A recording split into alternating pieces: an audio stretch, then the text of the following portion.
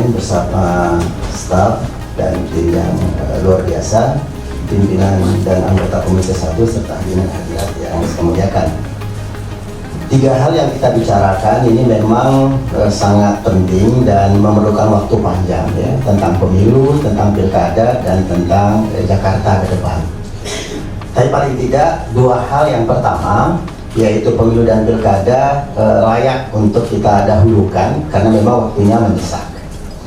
Menarik paparan yang disampaikan oleh Pak Wamen di tulisannya Pak Tito, ya, tapi Pak Wamen yang membacakan nggak masalah.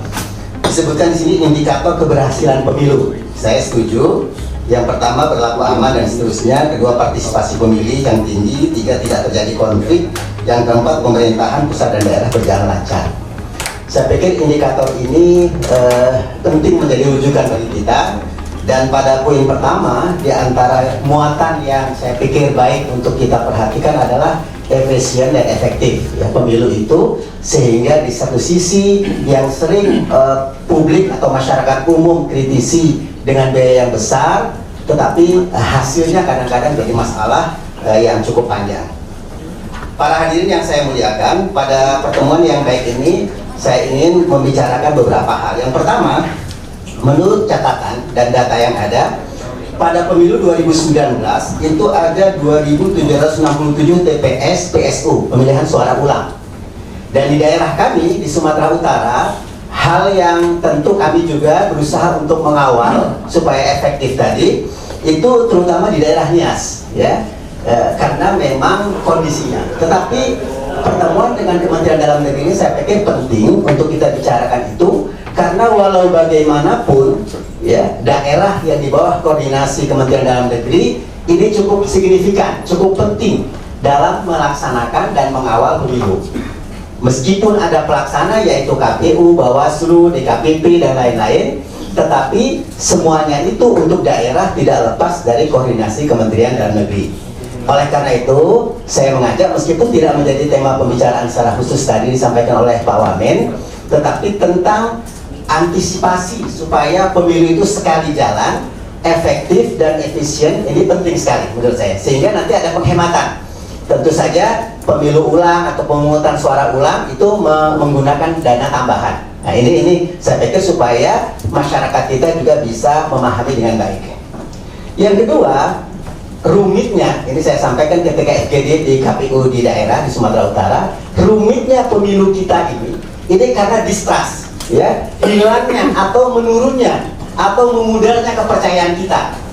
Dan ini secara langsung maupun tidak langsung terkait dengan tugas Kementerian Dalam Negeri. Meskipun bukan satu-satunya yang paling bertanggung jawab, tetapi pengelola negeri yang kita cintai ini perlu menyadari ini.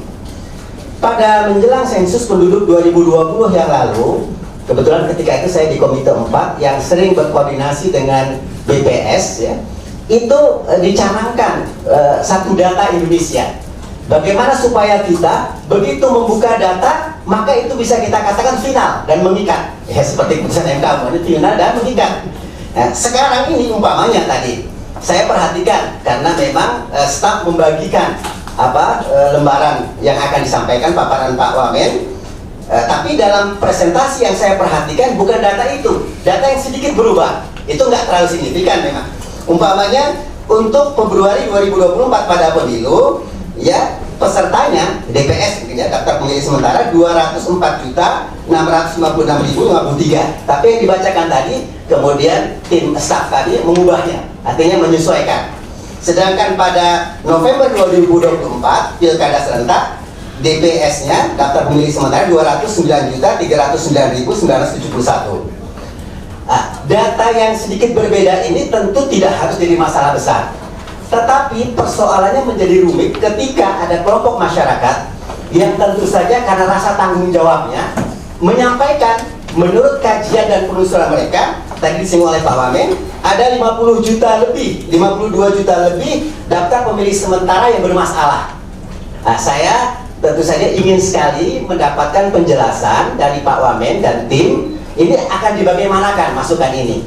Karena ketua kami, ketua DPD RI, Bapak yang terhormat Bapak Lanyala Mataliti, itu berkomentar Dan komentar beliau minta supaya penetapan DPT daftar pemilih tetap itu harus menyelesaikan masalah ini dulu. Nah, saya pikir di kesempatan yang baik ini dalam rangka mengembalikan trust kita sama-sama kepada publik terutama yang banyak bertanya-tanya tentang data ini, kita bisa ya, anggota DPD juga punya kewajiban untuk menyampaikan bahwa upaya yang dilakukan oleh pemerintah melalui Kementerian Dalam Negeri dan juga KPU tentu saja sebagai penyelenggara menyikapi, merespon data yang bermasalah itu kira-kira demikian. Saya pikir itu. Kemudian yang terakhir tentang pilkada serentak. Sepanjang yang saya telusur di materi itu tidak disebutkan tanggalnya, tapi Pak Wamen tadi menyebutkan 27 November 2024. Kalau pemilu 14 Februari 2024 sudah jelas, sudah. Tapi tentang pilkada ini masih tarik ulur yang kita dengar. Bahkan ada isu katanya mau dimajukan. Nah, saya pikir ini perlu kejelasan dan ketegasan dari Kementerian Dalam Negeri yang merupakan salah satu yang turut menentukan ini. Sebenarnya pilkada serentak itu tanggal berapa? Kalau memang belum diputuskan, karena nanti kesepakatan antara pemerintah, DPR dan KPU sebagai penyelenggara, tentu kita tunggu dan kita kawal. Jangan sampai keputusan tentang waktu itu juga bermuatan politis terlalu besar. Umpamanya, ada yang kita dengar akan dimajukan September sebelum pergantian presiden. Nah, tentu saja ini menjadi sorotan semua pihak karena tadi rasa tanggung jawab bersama untuk kebaikan negeri yang kita cintai ini. Saya pikir demikian Pak Wamen, pimpinan dan rekan-rekan sekalian, mudah-mudahan pertemuan ini menjadi bagian dari upaya bersama kita untuk melaksanakan pemerintahan di negeri yang kita cintai ini dengan lebih baik insya Allah. Terima kasih, kurangnya mohon maaf. Assalamualaikum warahmatullahi wabarakatuh.